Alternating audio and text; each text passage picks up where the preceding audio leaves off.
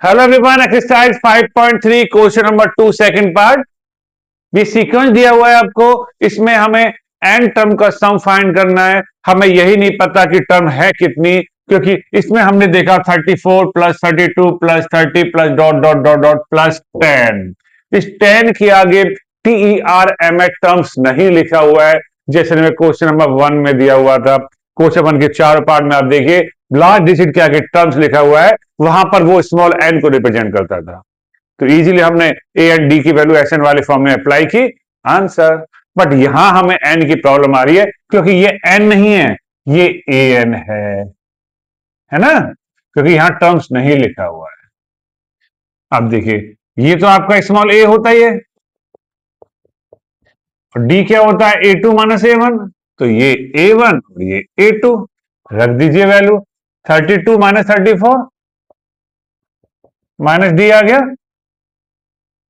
अब ये आपके पास किसकी वैल्यू है, ए एन की वैल्यू है। तो ए एन के नीचे ए एन की आइडेंटिटी अप्लाई कर दीजिए यहां पर, a plus n minus one to d equal to 10 है ये आपके पास। ए के प्लेस पर ए की वैल्यू, एन हमको फाइंड करना है, और डी के प्लेस पर डी की वैल्यू।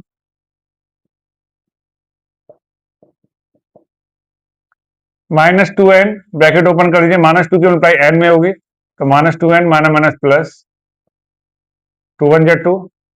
ध्यान से ब्रैकेट ओपन करना है, पहले माइनस टू की मल्टीप्लाई एन में, फिर माइनस टू की मल्टीप्लाई माइनस वन में। अब minus two N, 34 plus 2 plus 36,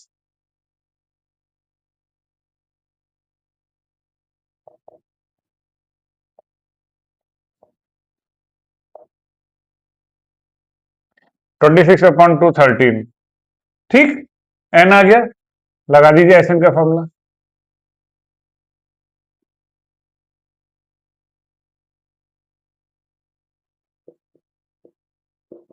N आपके पास 13 है, ए आपके पास 34 है, डी है आपके पास माइनस टू।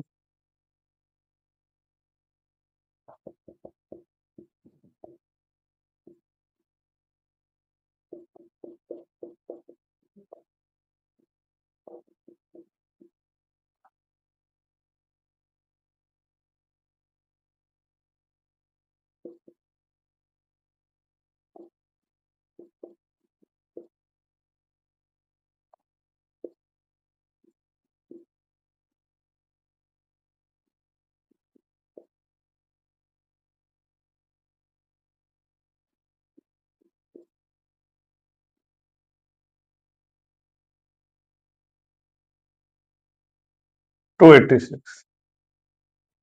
तो ध्यान से कैलकुलेशन कीजिएगा।